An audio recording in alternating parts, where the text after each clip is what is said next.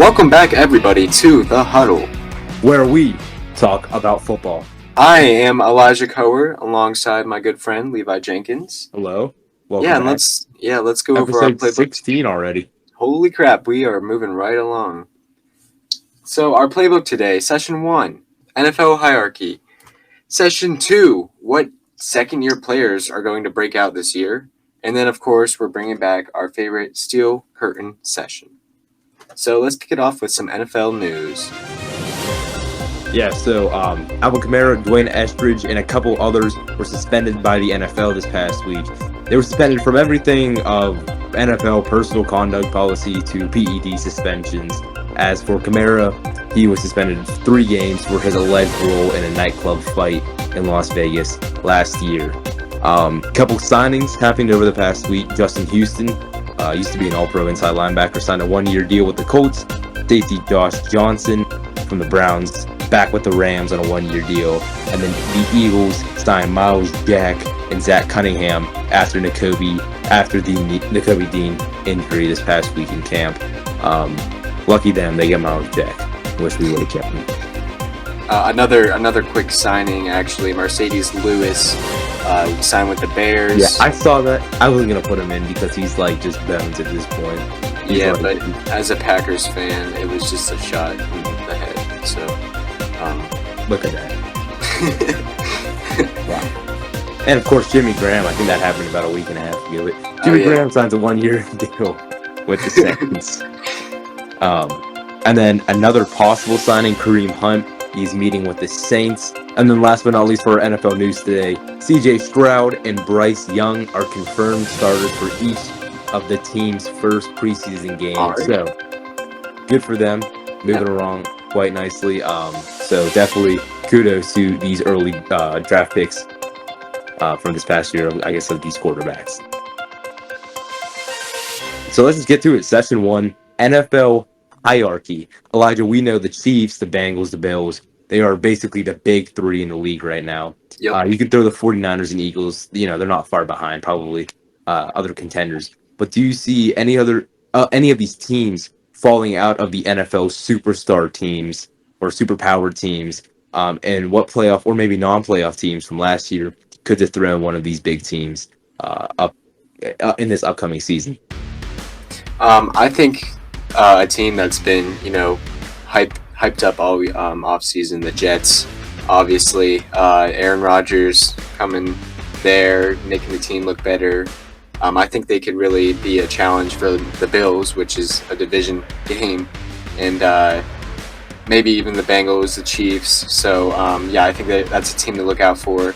Also, I would say the Seahawks. The Seahawks are kind of the Seahawks are a sneaky team because they'll win some good games. Like they can beat the 49ers, especially the 49ers, another division team.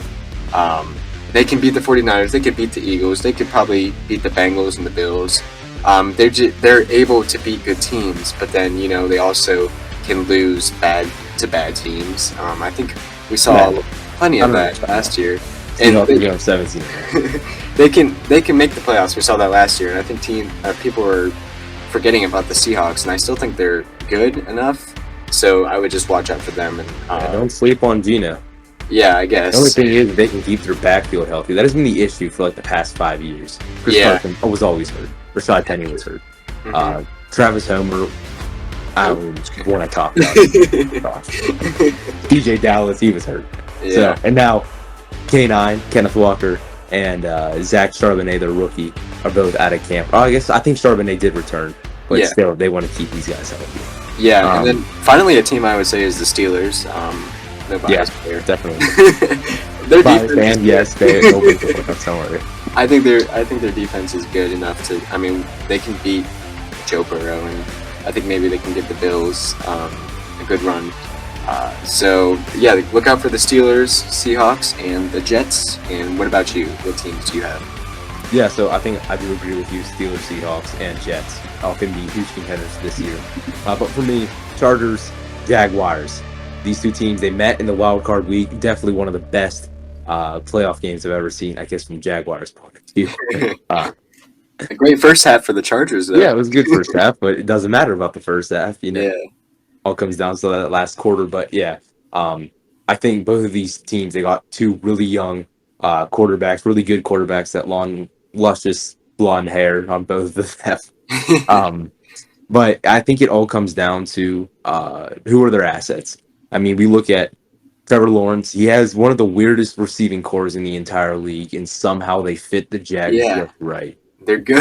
It doesn't make any Doesn't sense make sense, but it because they would be works. bench players on any other team, but Yeah, they are all stars for Trevor Lawrence. And then for the Chargers, their wide receivers can't stay healthy. And Mike Williams, Keenan Allen, they're both winding down their careers at this point. So they got to stay healthy. I think if they want to chase a Super Bowl ring or even chase the Chiefs, who are just, in their division, if they want to try to get a divisional title, maybe get an easier game in the playoffs, they're really going to have to step it up this year. And I know there's talking about the teams that could dethrone, but I just want to put this out there. I think this is a Super Bowl or bust season for the Buffalo Bills. You can't hold on to this forever. You saw Stephon Diggs. You saw the frustration he had. He wanted to leave. He didn't show up to practice for a couple of days. Whatever. But I think at this point, I do believe Stephon Diggs made Josh Allen the quarterback he is now. And if they even want, if they want to make that Super Bowl, it has to be this year. Because I don't think the Chiefs, I don't know. The Chiefs are the Chiefs. They got Mahomes.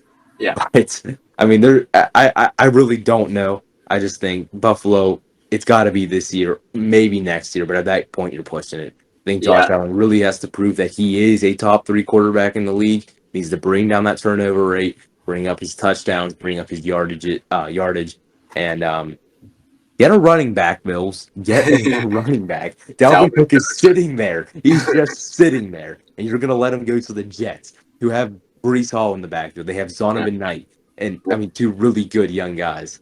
And, yeah, I mean, their brother, he's on the team. He's on the team. Have the Cook brothers. Let them cook. Like Russ. Yeah. Oh, wait. Oh, wait. Ooh. He's about as fresh as Subway.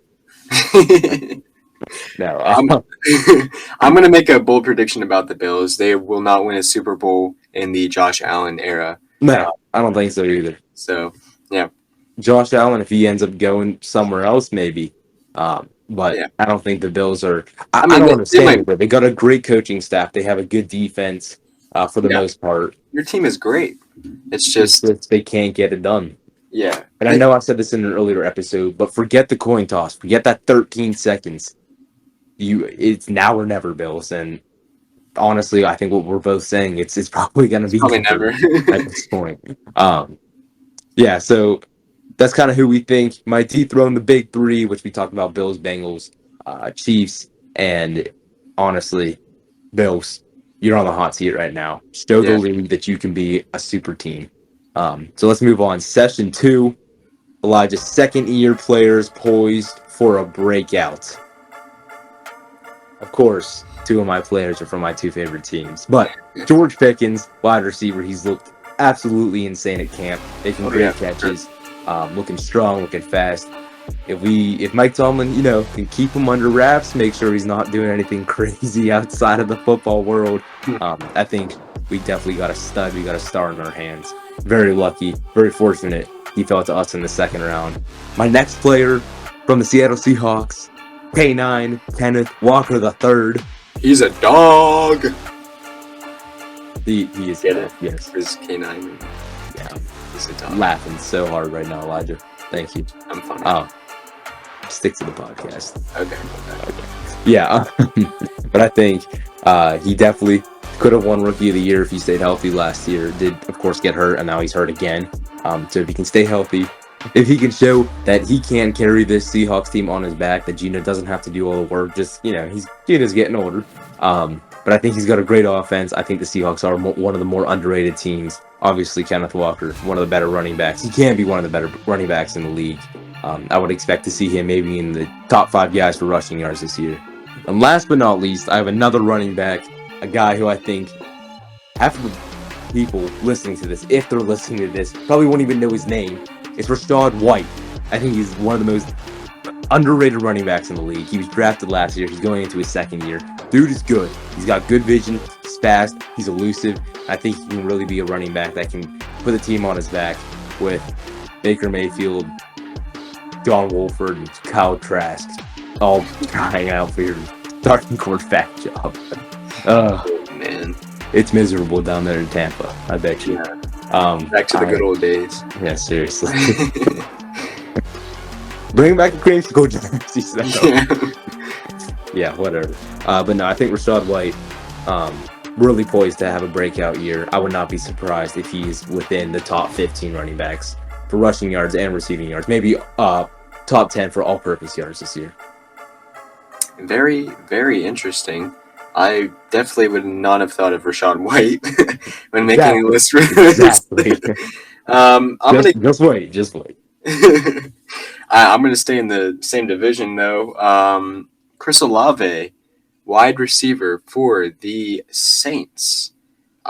He was great last year. He really was. Terrific. Yeah. He was great. And he's only going to get better, at least I think and I hope. He's got a good quarterback now, Derek Carr. Hopefully he's still good.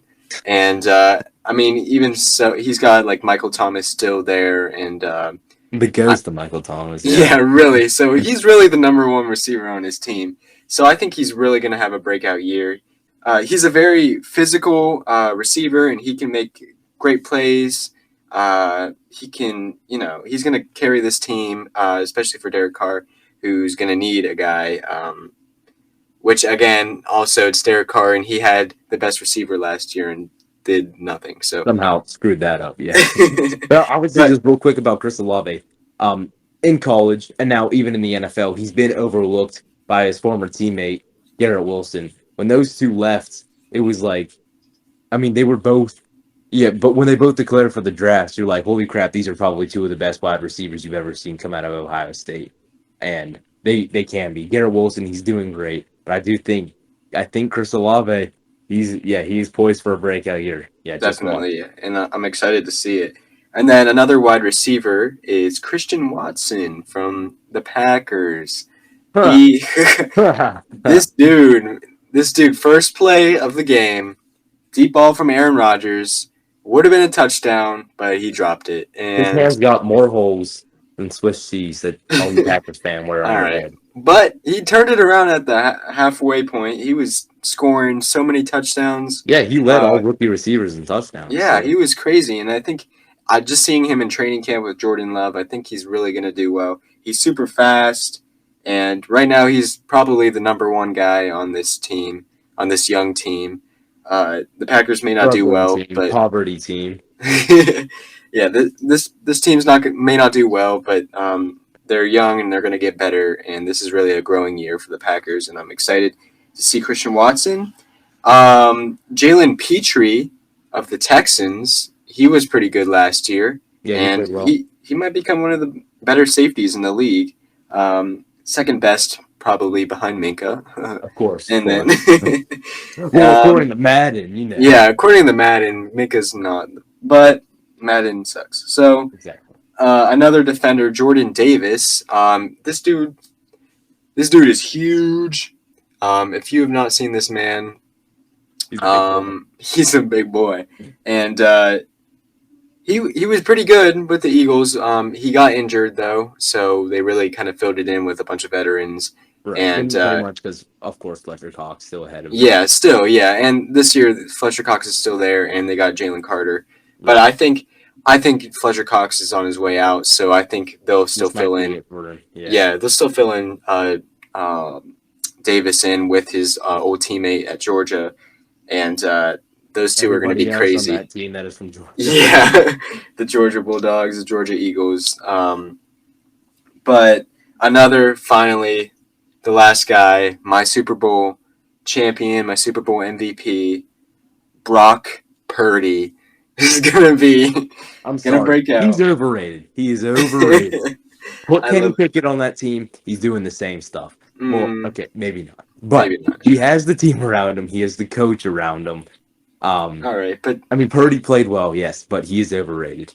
I mean, again, you're right. He's it's good. 1 year. He's it's good. 1 year, yeah, but he did make it to the championship game. And, players like Geno Smith, who's been in the league forever, he can't even get to the championship game. So a guy who was picked You can say the last. same thing about Jimmy Garoppolo. Jimmy never was like that guy during the season. Then they go to the playoffs every year, make the Okay. Super Bowl or the game before the Super Bowl somehow. Most Yes. of the time because they're Okay. playing the Cowboys, but Whatever. My point is, Brock Purdy is going to have a breakout year. He's going to be the next guy for the San Francisco 49ers, and he's got a great team around him. He's got Christian McCaffrey, best running back in the league, George Kittle, one of the best tight ends, Debo Samuel, the best running wide receiver in the league. some bold statements. But yeah. He's I don't know, man. Debo Samuel's the only Chase running wide Claypool on receiver. Matt So. Canada's jet sweeps, bro. That's true. Okay, you got me there. You got me there.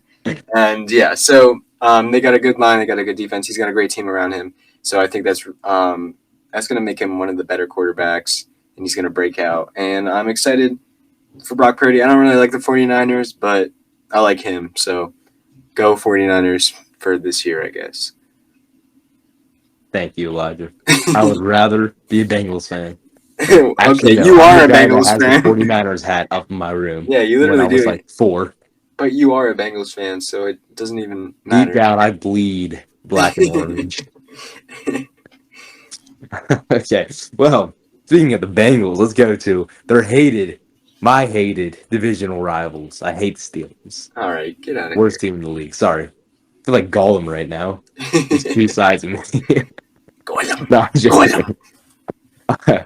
Session 3, steel curtain session. Let's get to it. Is our defense ready to make us playoff contenders this year?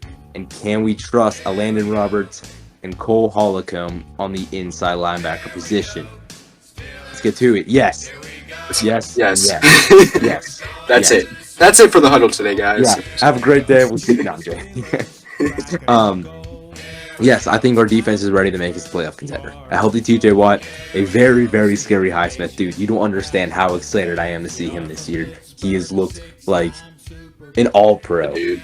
Like, it's been insane just watching him in camp. But yes, scary Highsmith, a mix of young and old guys on the interior defensive line could mean success, could mean playoffs this year. I think our secondary is solid-ish. As of right now. Of course, Joey Porter Jr. and Patrick Peterson they're looking both of them looking great in camp. Obviously, young guy, old guy. But I think two of the greatest additions we made over the offseason in the draft and in free agency. So yes, a healthy defense means one of the best defenses in the league, which means playoffs. Okay, fair enough. I like what you said about the mix of old guys and young guys. Yeah, Keanu Benton. Yeah. New DT. We got Cam Hayward. Yeah, and then Patrick Peterson and Joey Porter. So Right. I think you're right. I think they're a good playoff defense. One guy I do want to talk about real quick is Nick Herbig. This dude's looking really good. Him and TJ have been working a lot together, and he's been looking great. And that makes me so excited for the three-headed edge rushers that we have: TJ Watt, Highsmith, And Larry Ogunjobi. No. I mean, right. Marcus Golden, obviously. Oh yeah. But yeah, I'm excited. It was great when we had Dupree and Highsmith and TJ, and now I'm ready to have another guy, and I think he can be the next. He's a lot like TJ Watt. He went to Wisconsin and they played together, and TJ mentored him for a while. It's just like, where are we gonna fit him in? You know, that's a question I was gonna have for you. Where are we really fitting him in? And I had the wrong impression when we first drafted him. I thought he was an inside linebacker. Me so too. I was thinking that, if a Landon Roberts or Holcomb doesn't work out, is this our middle linebacker that we're gonna have? And I think he's just an edge linebacker. So we could turn him into an inside. Yeah, I think he would do great. I mean, that's what the rookie guy we had last year. Help me out. What was his name? What was the rookie middle linebacker we had last year? Not Quan Alexander. Mark Robinson. Yeah, Mark Robinson. I don't think he's really a cover linebacker. He's more of like a rushing linebacker, and I think that's what we could do for Nick Herbig. So I am super excited about this guy though. So and I think that really adds to our defense really up for the upcoming years. We got two young guys, and T.J. Watt, who's probably going to get better as age goes on, which I is know, but kind he's of weird to say. 28 already, dude. It's Yeah, crazy. yeah, it's crazy. Yeah, I feel like it was just his rookie year, but Right. yeah. So I definitely think the Steelers will be good in the playoffs, and they can make it the playoffs with this defense. And And kind of just segueing into talking about inside linebackers. Do you think the position is good for this year? Do you think? I mean, if you look at it, we really haven't had that guy since Lawrence Timmons left after the 2016-17 season. yeah, We had Ryan Shazier. He was good until he got hurt in 2017. Still one of my favorite players to ever yeah. step on the field as a Oh Pittsburgh yes, Steeler. definitely. We had Vince Williams, and he retired in 2021. I 2019, loved we him too. drafted Devin Bush. He was supposed to replace Shazier. He was supposed to be great. He was his rookie Yeah. year. Tore his ACL. Never really gained his confidence back. 2021, we had Joe Schobert. 2022, we had Miles Jack. 2023, we just signed players again like Cole Holcomb, Landon Roberts.